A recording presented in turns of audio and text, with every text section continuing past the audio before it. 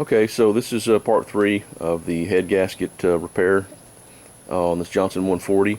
I wanted to show you the repair work I did on these cylinders. Now, the way this cylinder is made is it's I believe it's aluminum casting with a steel sleeve inserted in the casting. So you can use JB Weld, and this is not my first time to make this kind of a repair. This will work just fine. As long as, like I said, as long as it doesn't go all the way across and it's not too deep, as long as it doesn't go into the compression ring itself for the gasket, then you're fine.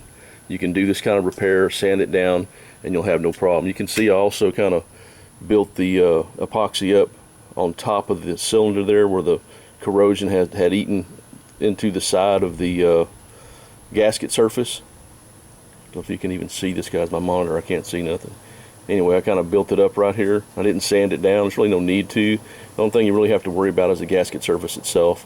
So it's ready to go. I'm fixing to put the head back on, and you can see right here, this was the worst part on the whole engine. It was the worst and the deepest, but it's not, you know, I'm not going to have any problem with that at all. That's sanded down just fine, and I'm ready to put the heads back on this thing. So that's what I'm going to do. I just wanted to show that repair before I got started.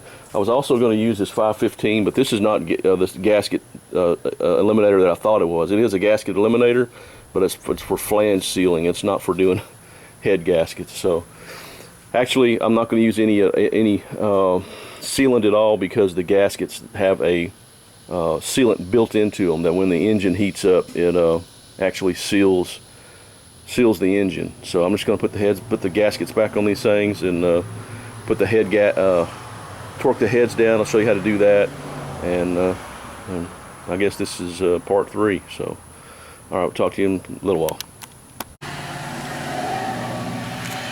Okay, so I got these heads back on here, and whoops, there we go. If you look at the head, the torque sequence is actually casted onto the head itself. You can see right there, you can see the number 1, and I can't see this in my viewfinder at all. Anyway, you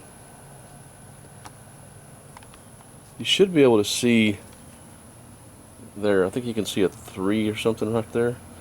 See the number, what is that? Damn it, stupid thing. I think that's a 3, and that's a 2, and over here is a 1. So what you do is when you start right there, you start on the 1 and you torque the 1 down to about 15 foot-pounds, and then you do the 2, and then you do the 3, and then you do the 4, switch it up here somewhere. Anyway, then, oh, it's over here. Then you do the 4, and then the 5, and then the 6, wherever that might be, up here, wherever. Anyway, you follow the numbers, and you do that torque sequence. I started about 15 foot-pounds, and then move up from there sequentially. You know, 15, then 30, you know, and then 45 if needed. I think I'm going to go 30 because I don't know what the torque specs are. So I think I'm going to stop at 30, and then find out what the torque specs are, and then finish torquing it down, because that's the only way really I have to do it right now. I looked online trying to find the torque specs on this thing, and like I said, it's between 42 and 52. I'm going to go to the lower side, 42. I would imagine, the size of the bolts, but so that's where we're at, guys. And this is going to finish my explanation on how to do this. I'm not going to come back and tell you, well, I torqued it down and all that. You know, this is it right here. This is as far as I'm going to go with these videos.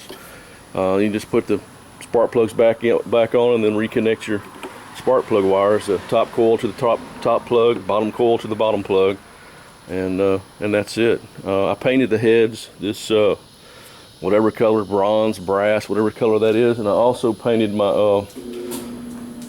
the breather housing for it as well, just because I wanted to. don't really have to do any of that, but I figured, what the heck, you know.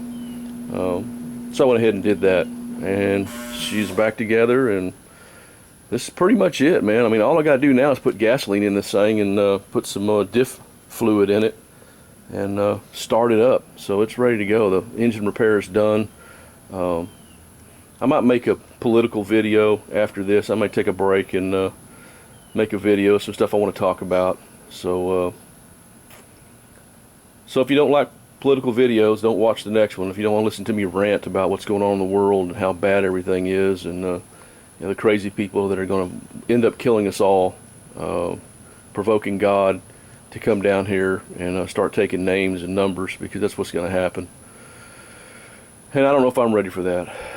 So, alright guys, so that's all I got. Everybody have a great day. Don't get too depressed like me with everything that's going on. Try to stay away from it as much as you can, and put your faith in God, and just do the thing that you love to do, and hope it's good enough for the Lord Jesus when he comes back. And if it's not, it's not. So alright guys, that's all I got. Peace, and I'm out of here.